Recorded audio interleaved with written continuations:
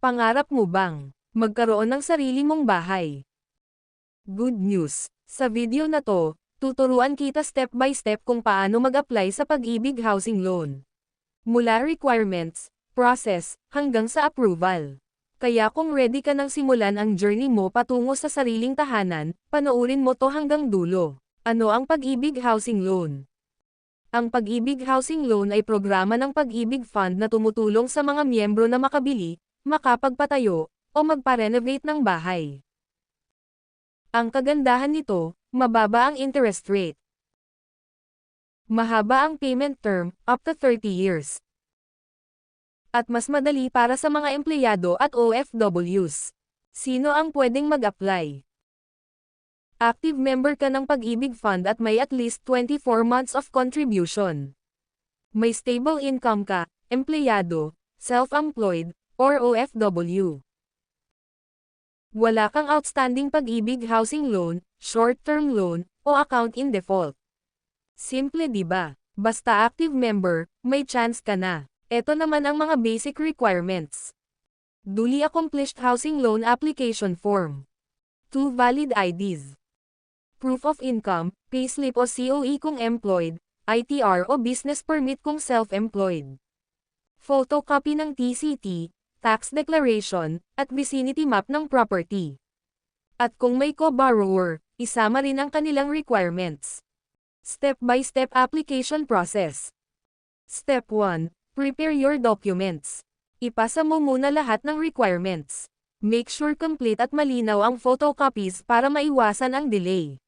Step 2. Submit your application.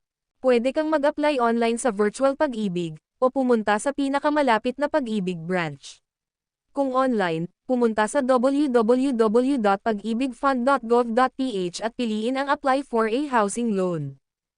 Step 3. Wait for evaluation.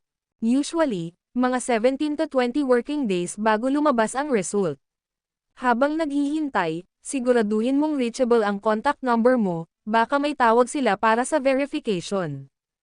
Step 4. Loan approval and signing. Kapag approved na, bibigyan ka ng Notice of Approval, NOA, at Letter of Guarantee, LOG. Dalhin ito sa developer o property seller mo para ma-process ang transfer of ownership. Step 5. Release of loan proceeds. Pag okay na lahat ng documents at titles, i-release na ang loan proceeds. Congratulations, isa ka ng homeowner.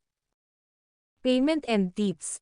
Para sa hulog mo, pwede kang magbayad via Pag-ibig branches, accredited payment centers, o online channels gaya ng GCash at Maya.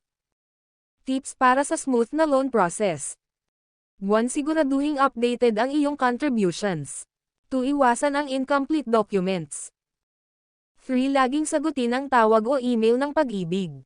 4. Huwag magmadali, mas okay ang complete kesa mabilis pero kulang. Yan ang complete step-by-step guide sa Pag-ibig Housing Loan. Sana makatulong ito sa iyo para mas mapadali ang pangarap mong bahay. Kung gusto mo namang malaman kung paano mag-compute ng monthly amortization o kung magkano ang pwedeng ma-loan base sa sahod mo.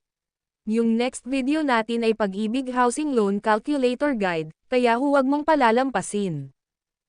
Thanks for watching. Don't forget to like, subscribe, and share this video. Ako si Raven, and this is Raven's Journal, where we make adulting easier, one video at a time.